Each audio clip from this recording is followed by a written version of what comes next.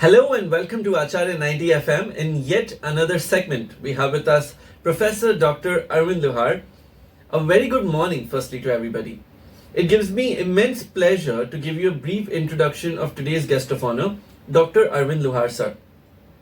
Dr. Arvind Luhar sir has spent a large part of his life in the field of education. He has 23 years of experience with the University of Mumbai, approved teaching experience at graduation level, 17 years at post-graduation level, and 12 years of experience in guiding PhD and MPhil students.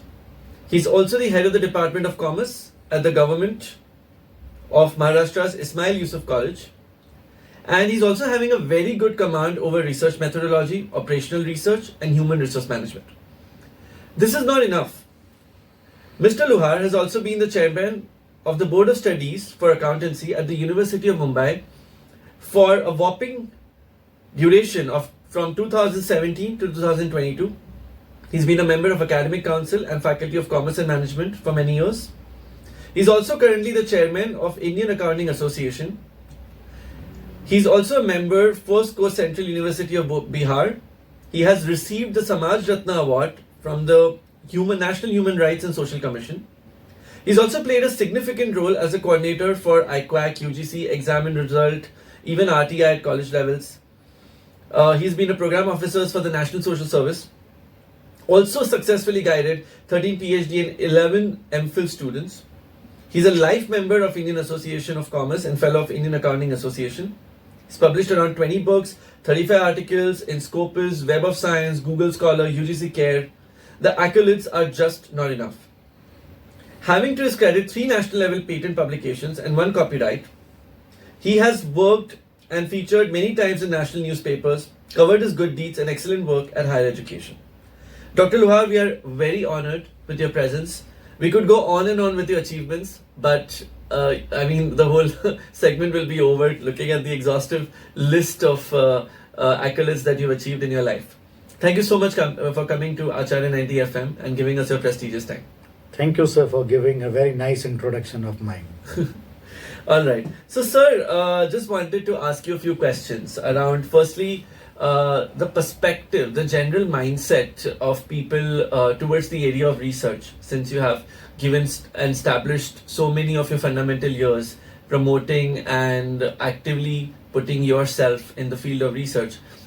What is the situation right now according to you? What do you think is the need of the hour when it comes to research?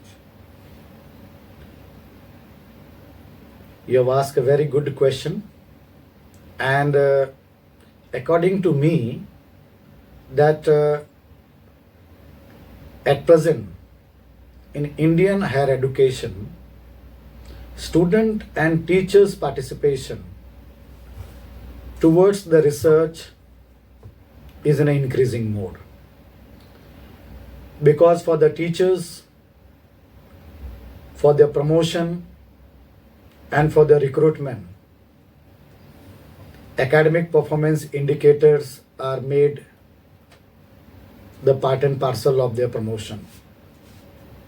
Hence, the teachers, they are encouraged by the system itself only to go for a research. And for the student, in the syllabi itself only, if you will see the syllabus of BAP, BMS, BBI, MCOM, where the research projects are made the part of the syllabi.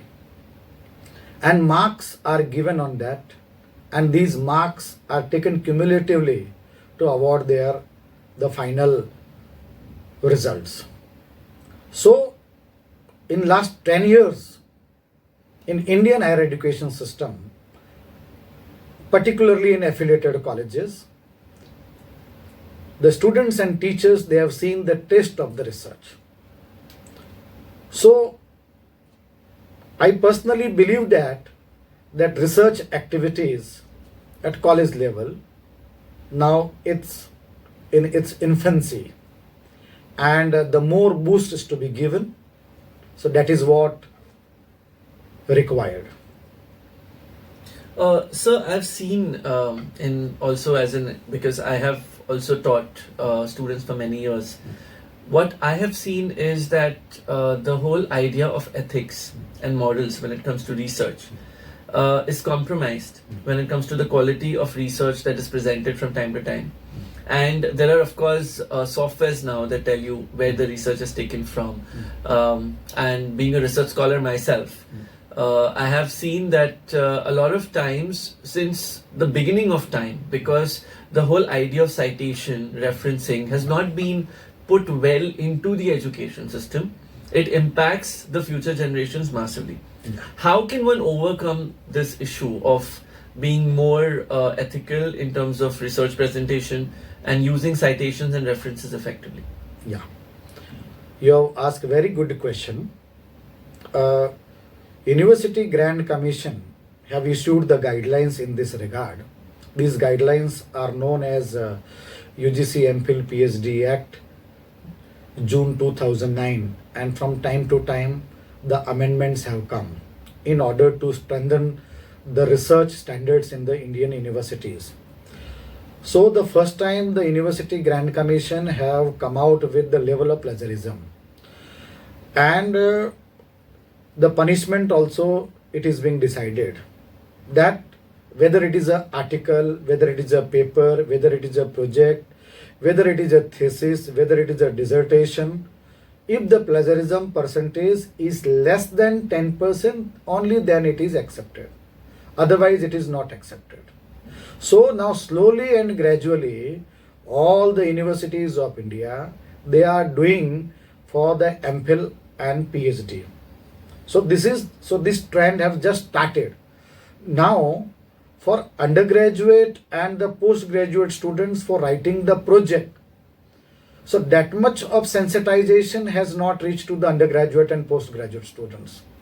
So it is the job of the teachers that they have to bring to the notice of the student that if their project is the cut and paste, if it is a copy and paste, and it contains the plagiarism, okay, then the severe punishments are there.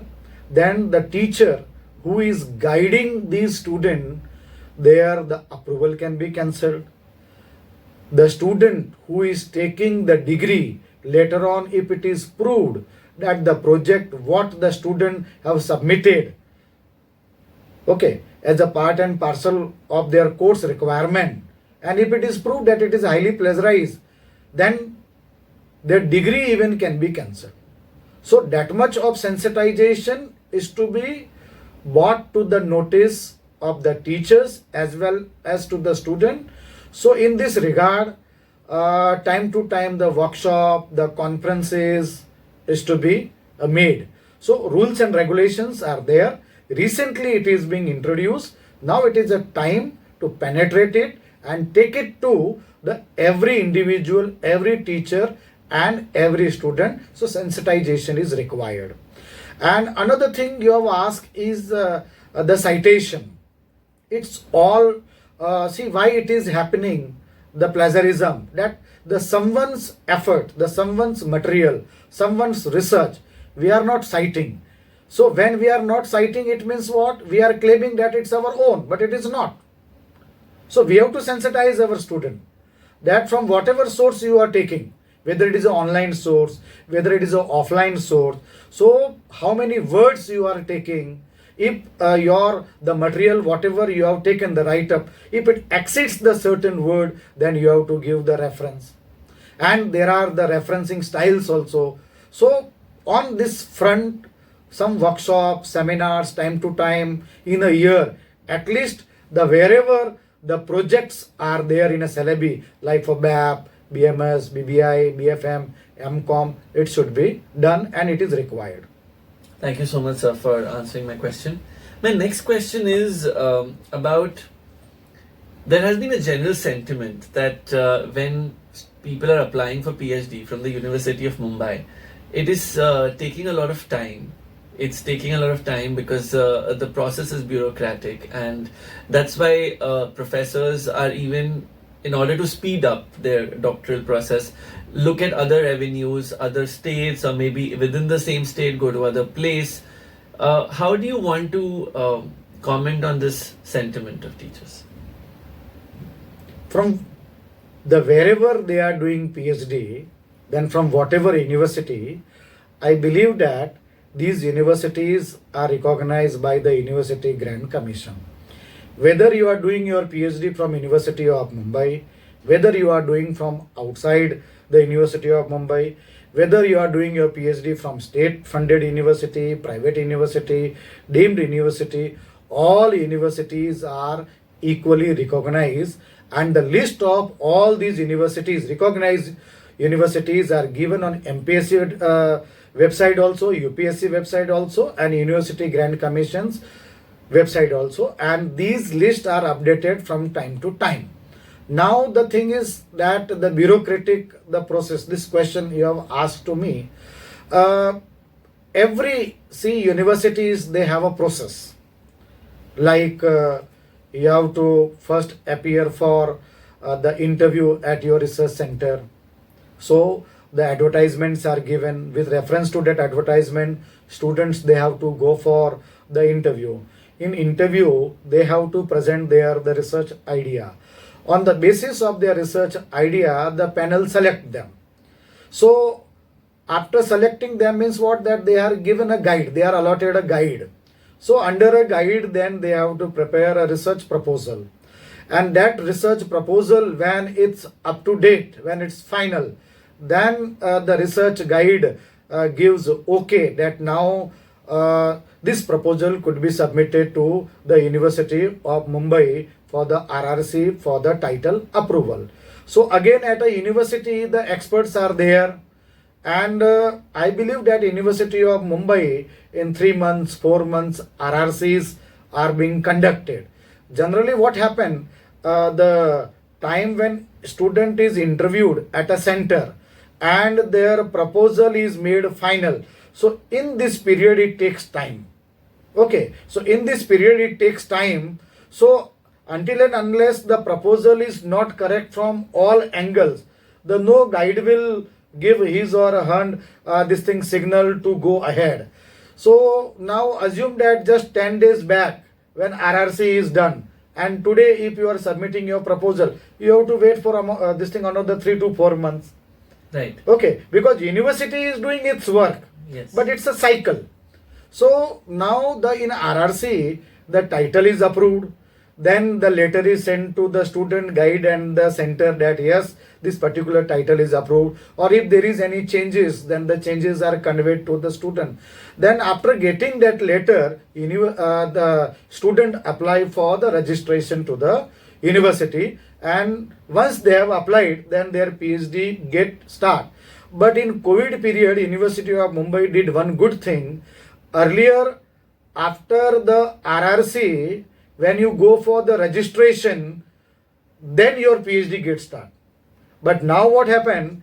The day one of your Viva or RAC, the research and advisory, the committee, the interview. So from date your PhD gets start. University process may take 5 months, 6 months, 7 month time. But students will be at no loss of any time duration, because earlier the process was what? From the date of registration. But now what the university have did? The date of Viva. Okay. Right. So the university from time to time, it is taking care of the students. So this decision was implemented when? In the COVID period it is implemented. Right. Because we were not interacting this thing one to one, so the students' vivas was getting delayed. So in order to overcome from this delay, so that particular the provision is being introduced. Dr. Luhar, in 23 years of your experience, you would have seen a different generation of students, with technology and without technology. There were times when there were only landlines, then pagers came, then mobile phones came. Now you can see that students cannot live without their mobile phones. There is a general sense of addiction. Has the quality in terms of them grasping more efficiently impacted with this advancement in technology? Yeah. And it is scientifically, it is also very proved that if you are too much on a gadget for a longer period of time, then your the attention get affected. And yes, that the students, the seriousness the towards the issue after the COVID uh, is a very big issue that we have now noticed. So again, the sensitization of the students at the college level is to be done. That our honorable Prime Minister, he also stressed that the gadget fasting. So that gadget fasting is to be introduced. Okay, sir. So, can you explain us about a lot of students aspire to be chartered accountants. In fact, in our college, BAF has the maximum registration in terms of applicants. So everybody wants to become a CA, everybody wants to go into accounts, everybody wants, they feel their job is extremely secure when it comes to accounting, and comparatively other courses, since obviously there is no awareness or lack of awareness, but there is an obsession with accounting. And why do you think this has emerged in the society today? Yeah. We all know that we are living in a city of Mumbai, and the Mumbai is the financial capital not only of India, of the world. So the city attracts you for that course, because when it is a financial capital and it deals with the finance, all corporate offices are over here, then naturally it will absorb the professionals from the accounting background. So it is the city and the nature of the city. Right. Sir, but parents sometimes force their children also into accounts, saying you will definitely get a job.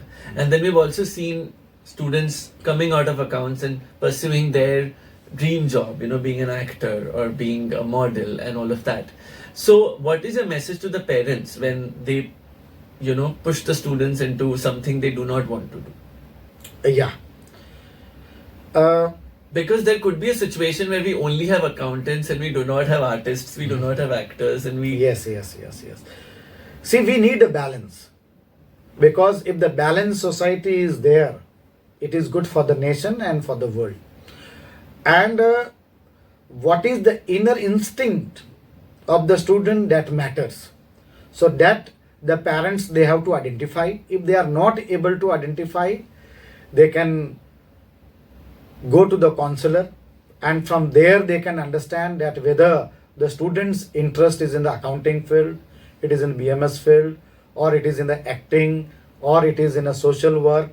So accordingly, only then the parents should go ahead, because it should not happen that the parents' will and wish is imposed on the student, and at the end of the day the student is not happy. Then if the mind and the soul is not happy, then they will not produce the better result. I think the contentment is very necessary Yes. in whatever you do. Sir, do you think we are ready for the new education policy to be implemented? Yes, sir, definitely. We will be ready for the new education policy. Our universities, our governments, they are doing a lot, and I am a part of the board of studies and the university system. We have seen that the whatever this thing possible, the measures is to be taken to prepare the syllabus and all, to have a workshop and all, to have a dialogue with the experts, the teachers, the senior teachers. It is now taking place, and some states like the Karnataka, where the new education policy is already implemented, and one and a half year have already passed. So we are also observing their footsteps, and accordingly we are going ahead. No doubt, change in the beginning it is painful, but its fruit will be the very, very sweeter in the long run. To take the India in the Swarna Yug, or to take India in the era of 2047, where the India will be a developed nation. So it is must for that. Okay, sir. Sir, in the beginning of the interview, you said that research helps in promotions and obviously the caste system. But there is obviously a little bit of diversity when it comes to appointment of teachers in various organizations. a lot of organizations do not have teachers under the caste system, and then there are contractual teachers. How can they be motivated towards research, and what measures can the university take to promote unaided teachers towards research? See, now day by day in every organization, unaided and the self-finance courses, they are rising. If you will see any college, the teachers in an aided section, the student in an aided section, and the teacher and students in an unaided section, there is a vast gap. We can say that in some of the colleges, it is a ratio of 30:70. 30 of aided and 70 of the self-finance and this thing unaided. Now, when we are going for a NAC, because NAC is compulsory for all the organization, and on NAC, there is a one separate criteria which is devoted for a research. If a teacher is having the research credentials, then definitely it's byproduct. So the institution will get benefit, because when it's the rank is higher or the NAC grade is higher, then it will have a better picture of the college in a society. And a teacher, one who is with research skill and without research skill, so a teacher, one who is having the knowledge of research, their teaching, their the way of imparting lecture, their way of the preparing documentation, their way of presentation to higher authorities, it will change a lot.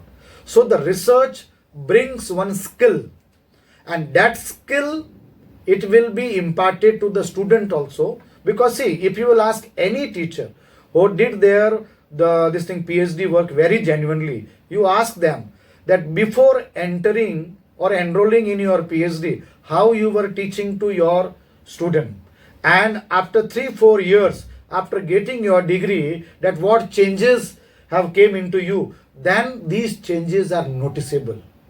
The way they are giving examples, the way they are explaining the concept to the student, there is a sea change.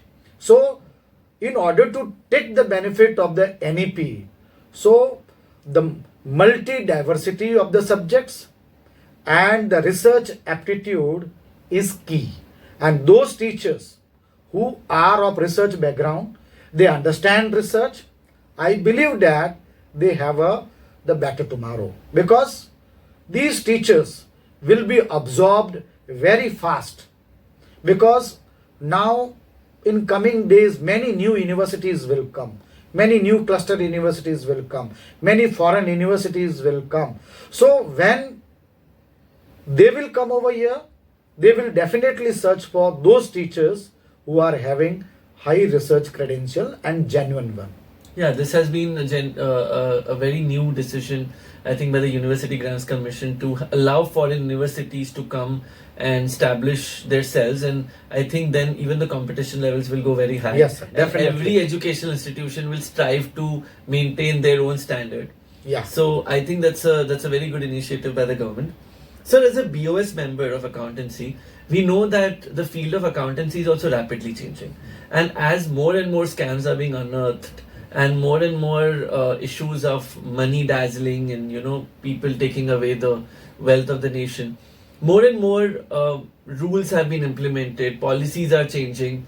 How do you see the syllabus in the coming months? Do you think there will be more changes that are expected in different syllabuses, or do you think what currently is there is enough for the students at this stage? Yeah.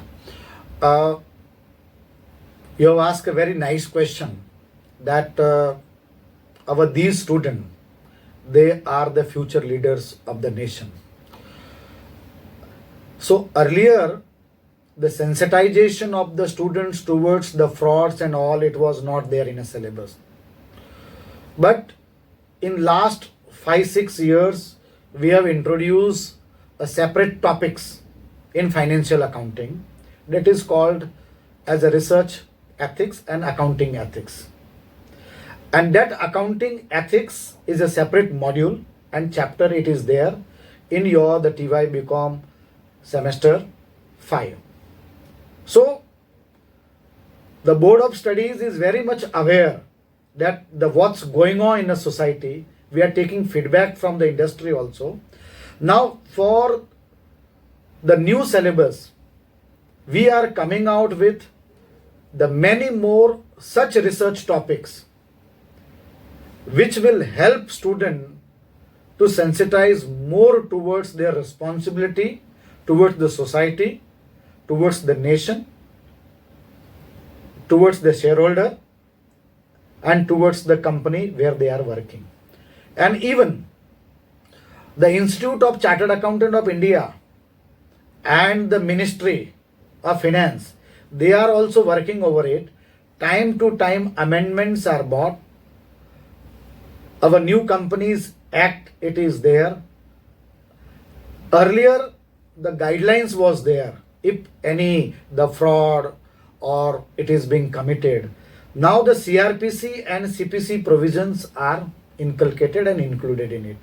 So this CRPC and CPC provision has given more hands to the law enforcing authority that it can curb the things at the initial stage only. Correct. Sir, there has been like inclinement of students towards new courses like ACCA, and some new things have emerged in the society, which run, of course, parallel. But of course, a CA is the one who can audit and submit reports.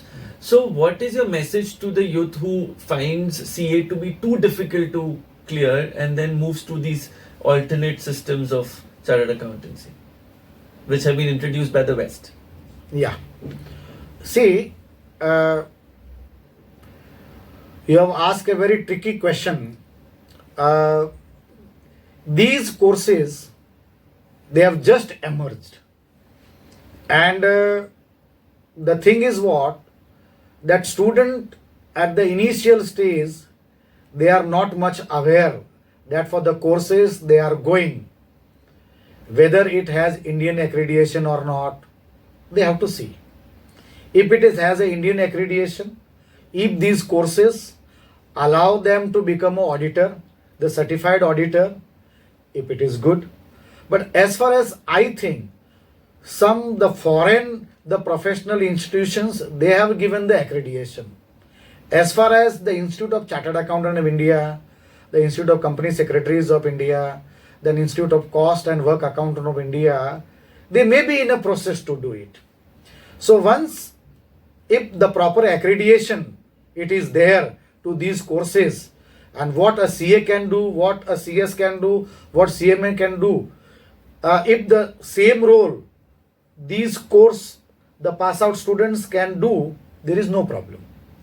But if they are in dilemma and what is being told is not delivered, then there will be the problem. So it is the responsibility of the parents that they have to check that whether these courses, they have the University Grant Commission approval, whether they have any concerned university or US approval, whether it has any ministry approval, whether it has the university grant approval, whether it has the ICI approval, ICSI approval, ICMA approval, they have to see.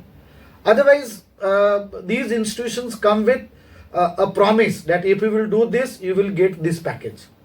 So the package may get, but some services, whether they will really receive or not, I am doubtful. So you also worked for the RTI process in many areas, and I think we just, when I asked you the previous question, this question is largely connected with a lot of universities coming up.